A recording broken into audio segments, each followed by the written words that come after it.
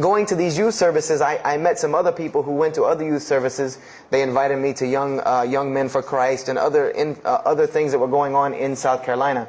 And so I started to go to these different retreats and camping trips with them.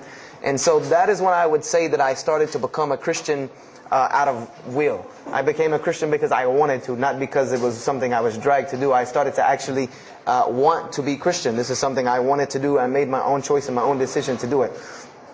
So when I turned 15, I started going to high school. And when I was a freshman in high school, my best friend, who was the youth minister, was a senior in high school. When I became a sophomore, he graduated and started to attend Bob Jones University. I don't know if that rings a bell with anyone, but Bob Jones University is a very prestigious conservative Christian college in South Carolina. It's probably the most conservative college I've ever seen. And he started going there, and his major was textual criticism. And textual criticism probably doesn't ring a bell with anyone, and to explain it in detail would probably take another entire lecture. But just to give you a brief synopsis of what is textual criticism. A textual critic takes the ancient manuscripts of the Bible, the pieces of parchment that were found all over the world, and he has to learn Hebrew, Greek, Aramaic, Latin, these languages that these parchments have been found in. And he has to take these scriptures and try to find out where they came from, why there are variations in the many different versions of the same parchment. Let's say you have Matthew chapter 1 from the Bible. There might be 5,000 different variant readings of Matthew chapter 1 in 6 languages. And so he has to be able to take all these and sift through them, try to find out why there's so many variations of the readings, and then determine which one is the original. When I turned 16, almost 17, my friend came to me one day and he asked me a question that I had never really even pondered upon. He asked me, he said, "Have you ever read the Bible?"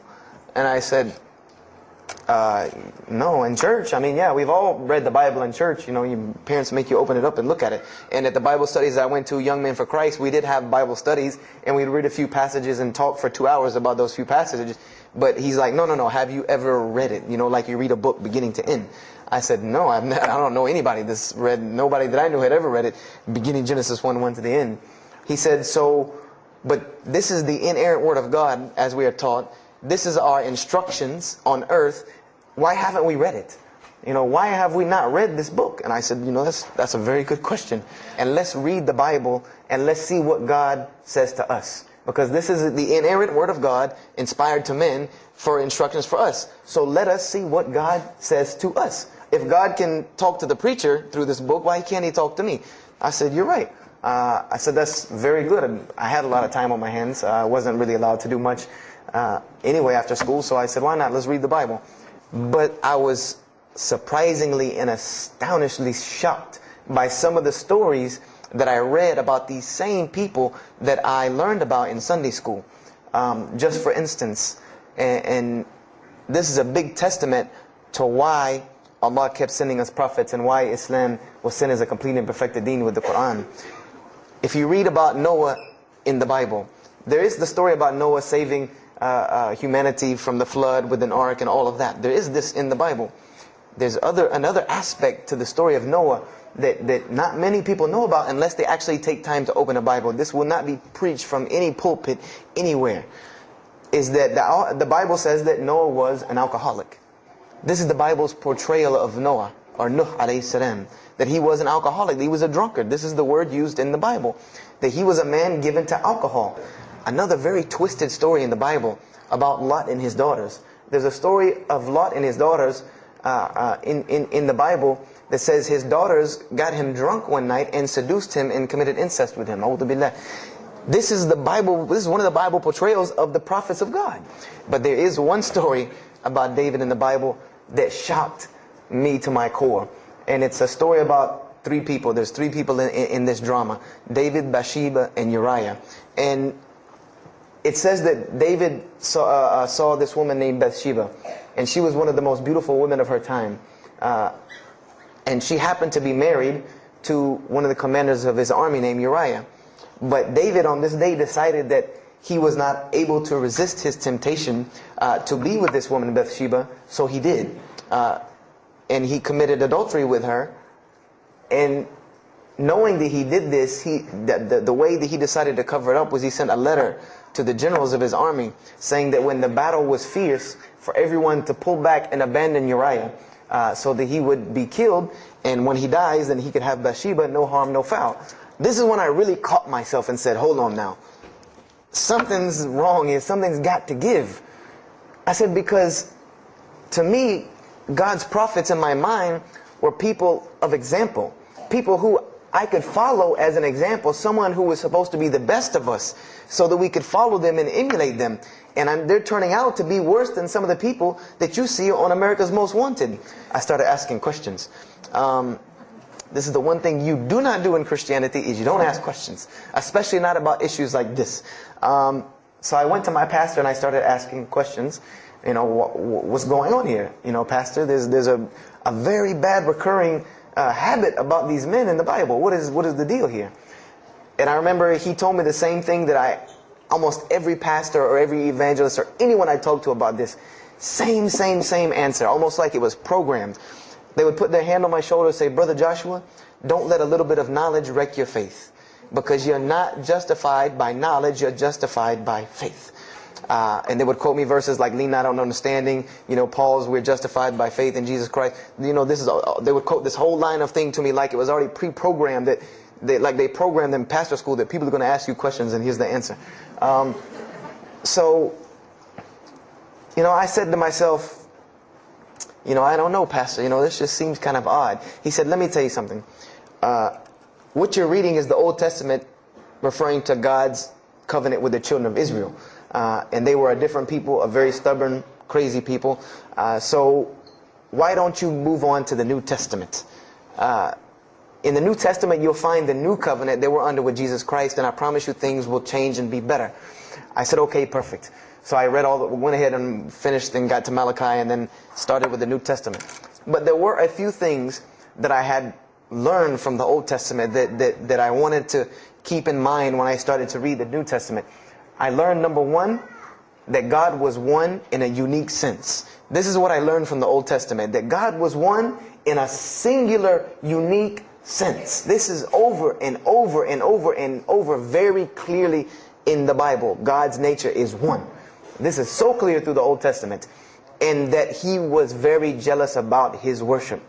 And every single time the children of Israel would turn to something else other than Him, He would punish them and restrict their lifestyle. This is something that I learned. The similitude to me with how God dealt with the children of Israel was, and I hate to use this stark contrast, but it's almost as if one of us went out, God forbid, I hope not, and let's say we went out here and robbed a bank. You rob a bank, you're going to jail for a long time. And every day when you wake up, do you think that jail is going to look like the Hilton at LAX? No, I doubt it. It's probably dark, cold, bad food, orange jumpsuits, not nice people, the whole 9 yards. And the reason why this is, and I know this now from studying psychology, is that this is supposed to be a stark reminder every single day when this person wakes up that you are in jail. This is supposed to remind them every single day you're in jail because you committed a crime. And we run this, not you. This is the message that is being portrayed to this person in jail. So when the children of Israel kept rebelling against God, He restricted their lifestyle. If you study Judaic law now, it is some of the most strict religious law you can find. All of the good things that we enjoy as Muslims, even when it comes to dietary laws, like the good parts of the meat that we are allowed to eat, they can't have these things. These are things that are restricted from them. Why? Because God, Allah, wanted to remind them every day that I am Allah. I am your God. You will worship me. I run this, not you. And I understood this from reading the Old Testament. This is a concept I had come across. I started to read it, and I started to notice things about the teachings of Jesus Christ. And they were not what I had learned in church. When Jesus spoke, He spoke of the nature of God. And when He spoke of the nature of God, it was the same nature of God that I found in the Old Testament.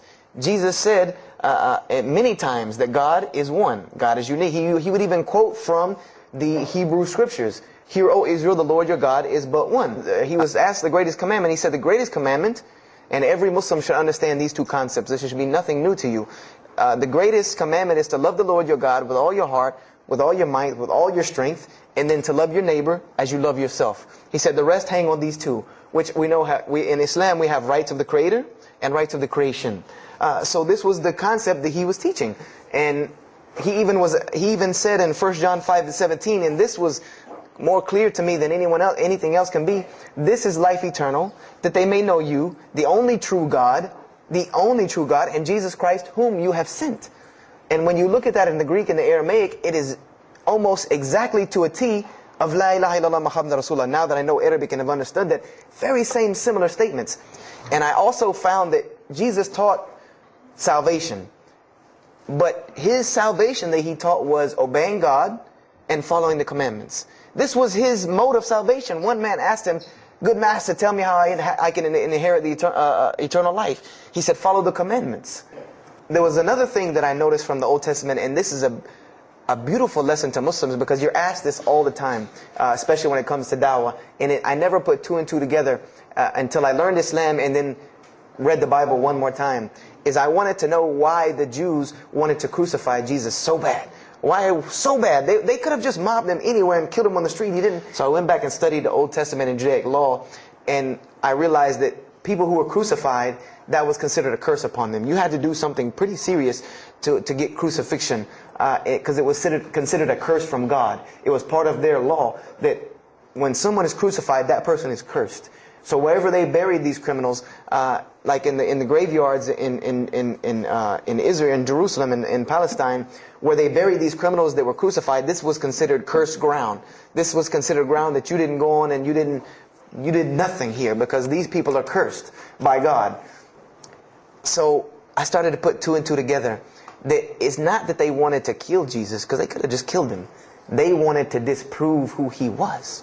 This was their point, was to disprove who this man was. He said he's the Messiah. They wanted to disprove it. And they knew, if you can crucify Jesus, he can't be the Messiah.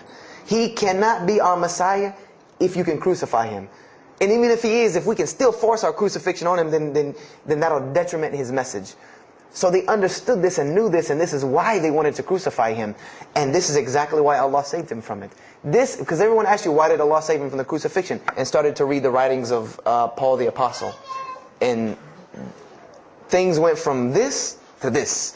It went from one way to another way. It went completely flipped, turned around. The entire teachings went from obeying God, worshiping God, following the law, to worshiping Jesus Christ and abolishing the law completely. And my friend took me to his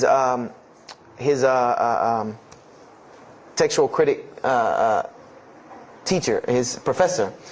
And what this man told me probably wrecked my faith in Christianity. And I always say, I doubt he would be very happy me traveling around the world telling people that a Christian professor from Bob Jones University wrecked my faith in Christianity. But he did. Because what I asked him was, what happened to all these contradictions? You know, in the Old Testament there are many contradictions. If you study Hebrew language, you'll understand that when you read some of the Old Testament or the Torah, that there are some parts of the Torah that you can see is the most beautiful Arabic that you can see, the most beautiful Hebrew that you can see, just like when you read the Quran. It's very beautiful Hebrew. And then 2 chapters later, you'll see Hebrew that looks like a broken 3-year-old who is trying to scribble some Hebrew down. It looks very colloquial, very dialectic. You can tell it's not the same person speaking. So I went and asked him about all this stuff I saw. And he told me, he said, what you have is a book written by men over centuries and centuries and eons and eons.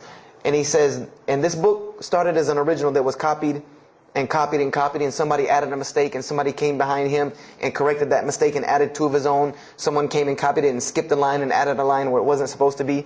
And then someone else came and copied it and took it to his country, and in order for it to fit well with the doctrine they were teaching, he would cross out a dot here or cross out a word here or change a word here so that it would fit with the theological ideas of this part of the world. And he said, and after all these years, you have a book now that is compiled from all of this, written by the hands of men that still have men's fingerprints left on it. And that's what you have. You have an imperfect book that is only perfected through faith. This is exactly what he told me, that this book is perfected through faith. You cannot perfect it textually. It's not a textually perfect book. Those who believe in it by faith. And so I said, here we go again with this faith thing. You know, I said, God gave me a brain for a reason. If he did not want me to use it, he would remove this reason and logic part of my brain out and replace it with more faith. So, you know, and I was of the opinion, you know, as the saying goes, my grandmother didn't raise a fool. I'm no fool. You know, I said, I can't believe in this. You know, I mean, this book I've been taught is the inerrant word of God, and you're just telling me that it's a book of errors that's only perfect through faith. That's like me taking a 1982 Datsun all beat up and saying, if you believe, it can be a Mercedes. If you believe. You know, that would make no sense. You can't take a car to the car dealership and say that. No, if you really believe it, if you look at it right, it's a Mercedes. So I said, no, you know, this is a book full of errors. And God's religion is perfect. If God has a religion, it's perfect. If he has a book, it has to be perfect because he is perfect. So I left Christianity completely. And I decided that I was, you know, I had learned some concepts from the Bible. God was one. You couldn't fool me of that. You know, I had also concepted that there should be nobody standing between me and God because he created me without permission from anyone. Therefore, I don't need to be taking permission from someone to go to him. If I had to be forgiven for something, it should come from him, because on the day of judgment, it's going to be me and him alone. You know, everything I could get my hands on, every type of ism or religion, I studied it. But there was one litmus test that I used for every religion. And whenever I met them, or the people or whatever about this religion, I would always ask them, do you have a book? Do you have a book? Because another thing I had come to the conclusion of is that if your religion is true, you should be able to tangibly hand me something and show me that this religion is true. Give me something that I can see. I don't want to hear that faith stuff anymore. And so I read the Bhagavad Gita, I read the Torah, I read the Scrolls of Tao, you know, I read the Code of the Bushido, I read the Wiccan Book of Spirits and Spells and all that other magic stuff they have. And I read all of these things, and I found something very congruent with all of it, was that there were very same philosophies and teachings in all of these major religious books. They all talked about God and his nature. Most of them alluded to the fact that God is one and that God sends messengers to us and people to us to teach us. But they were filled with a whole bunch of garbage, to be honest with you, that I couldn't logically, rationally believe. So at about the age of 17, just about the time, about 17 and a half, I gave up my search for God. And I became kind of angry with God, because I said, here I am looking for you, and I can't find you, and it doesn't look like you're giving me any help. And I don't know how many of you know, but for a 17-year-old that is frustrated with God and the world, there's a lot of trouble he can get into. There's a lot of things he can do to put himself in predicaments when he's frustrated the world and had come to the conception that, you know, if there's a God that exists, then he doesn't really care about me. You know, that's a kind of a dangerous young man. So I started doing the whole partying in trouble, going to parties, drinking underage, all of this stuff I started doing. You know, I believe if I would have continued on that downward spiral, I would probably end up hurting someone, killing someone, or them hurting or killing me. And there were two incidents that brought that to an abrupt stop, like pulling the emergency brake. And the first one was a car accident that I was in. In New York, they have these ATMs where you have to go in the little glass room to get your money at ATM. I don't know if they have that here or if any of you have been to New York.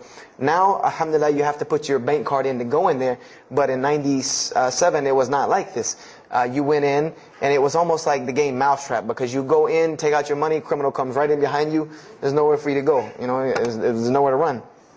So I went in, and I took my money out of the ATM, and I heard the door open behind me. You know, so I turned around. You know, I thought somebody was coming in behind me, and there was a man who put a gun to my face, and he must have really, really, really, really needed this money, because he didn't ask me anything. He didn't say a single word. I just remember looking at the gun in my face and him pulling the trigger. So I didn't say anything until about a month or two later.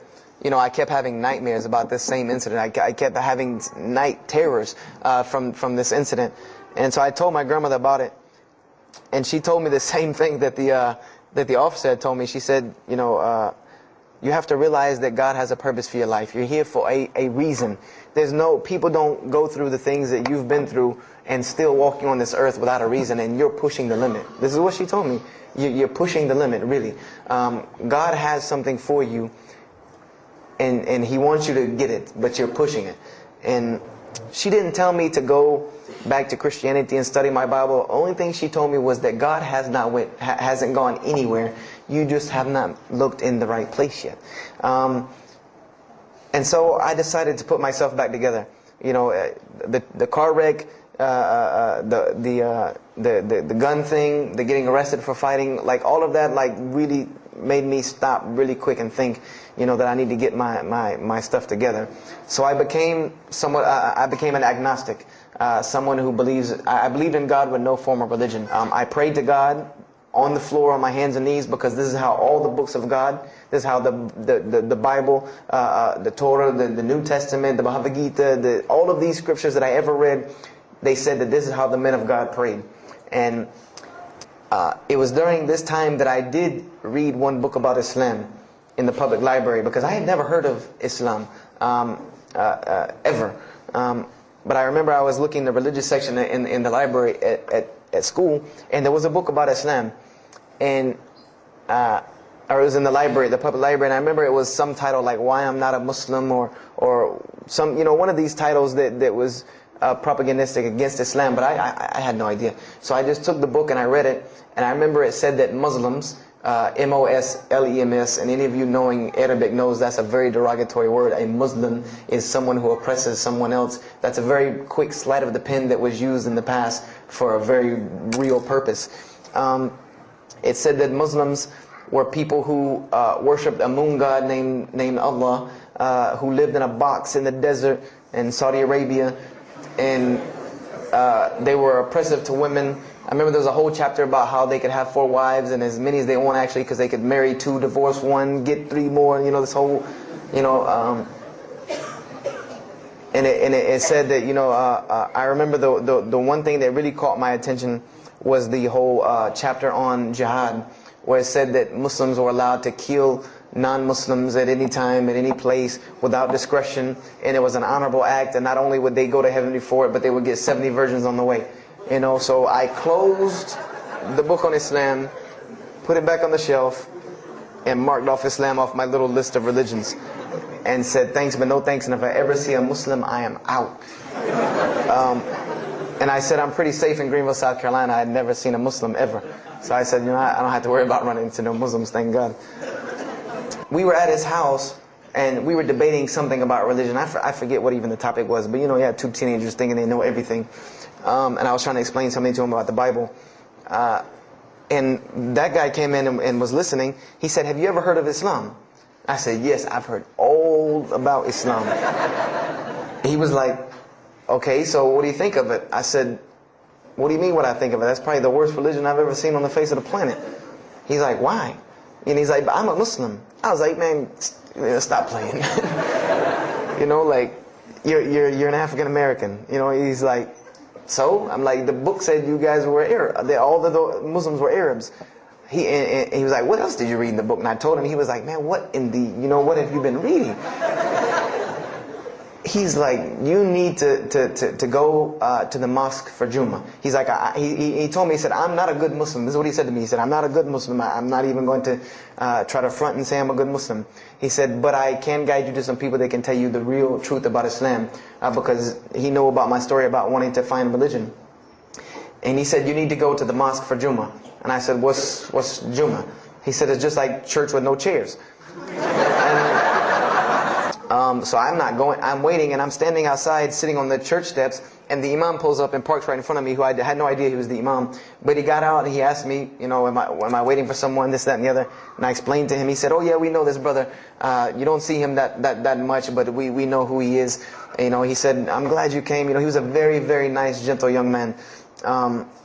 And he invited me into the mosque, and I kind of wanted to wait on my friend, you know, but I didn't want, you know, at the same time I didn't want to tell this man I don't want to go in. So I went in, and they put me in the back and gave me a chair anyway. So I'm sitting here, and there's all these people in front of me, and then there's a curtain with all these people behind me making noise, and I have no idea who's back here. So I'm stuck in the middle of this, and he said that, you know, God's forgiveness has to come from God alone. This was the whole premise of his khutbah, was on forgiveness and tawbah. And I was saying to myself, these are all of the same concepts that I had formulated through reading the religious scriptures myself. And I'm asking myself, where did he get this stuff from? You know, where did he get all this? And he started using names like, he used the name Ibrahim alayhi salam. He used the name Musa. And I'm like, he translated it to Abraham and Moses. I'm like, where did he, you know, where is he getting these? These are names from the Bible. I know these people. They started lining up for the prayer.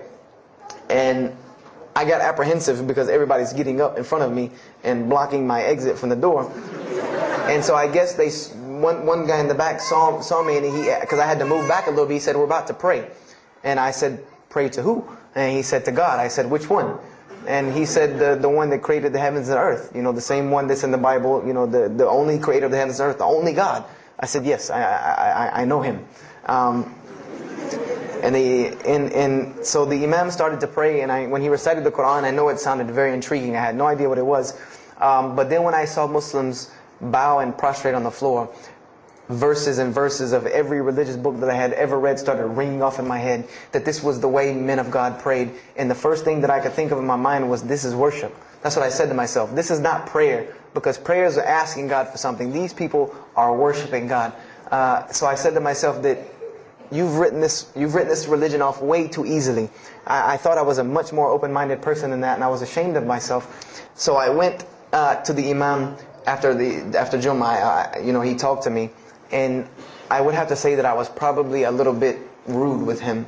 And I've asked him to forgive me. You know, I saw him a few years later. I said, you got to forgive me for the first time you saw me, because he started telling me, you know, would you like to know a little bit more about, he had a very heavy accent. He was an Egyptian brother. Would you like to know a little bit more about Islam? He tried to give me some pamphlets. I said, no. I don't want any of this right here. I said, do you have a book? This is what I wanted to know. Do you have a book? Can you give me? He said, yes, we have a book. I said, it's called the Quran. I said, can I read it? Is it in English? Can I read it? He said, sure, you can read it. And then he tried to explain it to me a little bit, how it came by. I said, nah, just give me the book, because the book should speak for itself. So I took the Quran home, and on Friday night I started to read it, because this is a book I had never seen before. And I was very interested. So I went home and I opened the Quran, and I read the Fatiha. It seemed to me kind of like the Lord's Prayer. You know, it was a little similar to what I found in the Bible. But then I started to read Surah Al-Baqarah. I started to read Surah Al-Imran. And I started to see names that I had seen before. I started to see names like Abraham, Moses, David, Jesus, Yahya, John the Baptist, Zechariah, Mary. And I said, I know all of these names, but there was something different about these people in this book. The prophets that I found in the Bible were people that were deplorable, of not very good character. These same men in the Quran were someone who were at the highest echelon of moral character and moral fiber. They were someone that was an example to be followed, because they lived the message that they preached. Therefore, they were able to be followed and emulated. And I read the story of Jesus, peace be upon him, because when I saw the name Jesus first, that really intrigued me. I wanted to see, what does this book have to say about Jesus? And I read the story in Ali Imran, and then I read a story in Surah Maryam. And it was more beautiful than anything I had ever read in the New Testament, or any nativity story that I had ever heard. It was more beautiful than that times 10. I remember the only thing that I could capture my mind was the miracle of how, because in the Bible you never really figure out the conflict of how Mary gets over this finger pointing at her about her coming with a baby and she's not married. There's no real end to that. There's no real defense for her from this in the New Testament. But the Quran is so explicit and so clear that Jesus' first miracle was to speak from the womb, to speak as a baby and defend the honor of his mother. Something that you cannot deny. Something that you cannot deny about her, who Mary was, when you have this baby speaking on her behalf. I would say I read the Quran entirely in 3 days. But that first night, after I had made it through Surah Al-Imran, my heart was already given to this book. I didn't know what it meant to be a Muslim. I didn't know how to be a Muslim. I didn't even know what that meant. But I knew that whoever it was that followed this book, I wanted to be like these people. I wanted to be like the people that I read about in this book. These were people I could follow. These were prophets. This was a book of guidance. And this was something that the book is calling and appealing to me. That if you don't believe in this book, you never see that. I've never seen this in any other scripture. The direct challenges that are in the Quran, that if you don't believe this book is true, put it to the test. Put it to the test. And this was something that was so astounding to me, that God is telling you over and over again, if you don't believe this is the truth, test it. Bring me something else like it. Test it. Put it to test. If it was written, if there was more than, all of the analogies about God, everything was so logical, so rational, so reasonable in my mind that it was like 2 + 2 = 4, and that was it. There was no 1 + 1 + 1 = 3, egg, yolk, water, fire. There was none of that foolishness. The Quran was very direct and very straightforward in its teachings. So I gave my heart to Islam that night in my living room reading the Quran. And, and I cried and cried, that I had been looking for the truth all this time, had searched all this way, and it was right across the street. Right across the street from my house. And so I went back on Monday to accept Islam and ask these Muslims where in the world they've been all this time. And I go, ready to go in there and do my thing, and I go and the masjid is locked. And because they only came on Fridays and for Isha during that time, and I didn't know. So I said, okay, I guess I have to come back on Friday. Because every time I passed by the masjid after that, it was always locked. So I came back on Friday and I took my shahada, and as they say, the rest is history.